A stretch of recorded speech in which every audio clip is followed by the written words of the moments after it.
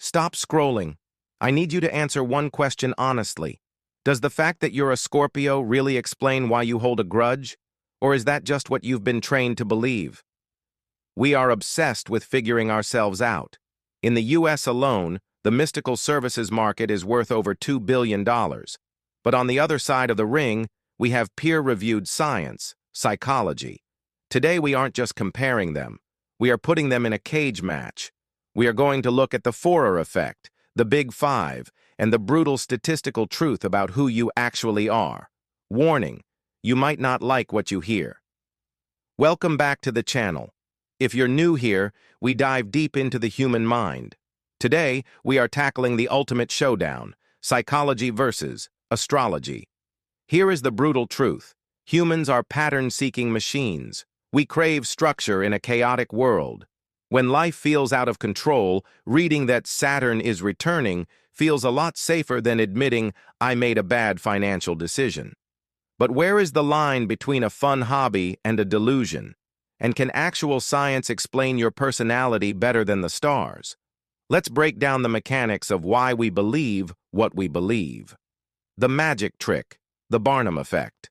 Let me read you your personality right now. Ready? You have a great need for other people to like and admire you. You have a tendency to be critical of yourself. While you have some personality weaknesses, you are generally able to compensate for them. Sound like you? Of course it does. It sounds like everyone. This is called the Barnum effect, also known as the Forer effect. In 1948, psychologist Bertram Forer gave his students a personality test, ignored their answers, and gave them all the exact same vague result I just read to you. The students rated it 4.2 out of 5 for accuracy. Astrology relies heavily on this.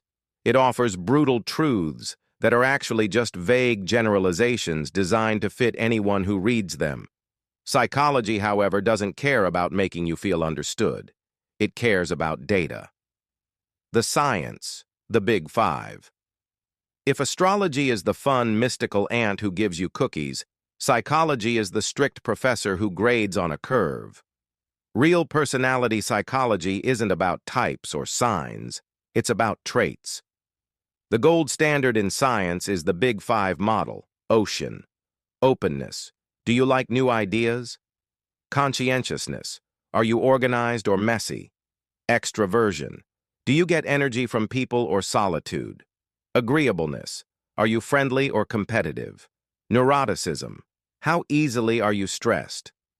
Unlike your zodiac sign, which is fixed at birth, your Big Five scores can actually shift slightly over time as you mature. This is the brutal truth. You aren't destined to be anything.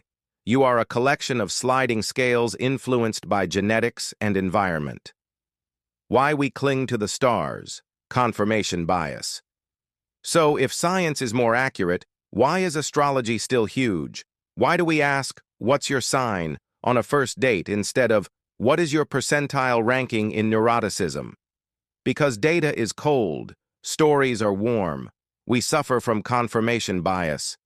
If you believe Leos are confident, you will notice every time a Leo acts confident and ignore the times they are insecure.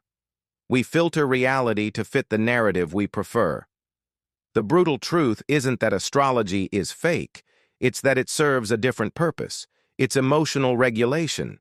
It's a language for empathy. Psychology explains how you work. Astrology helps some people feel okay with how they work.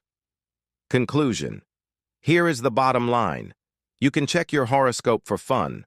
There is no harm in that. But don't let a star chart dictate your potential. You aren't stubborn because you're a Taurus. You might just score low on agreeableness, and that is something you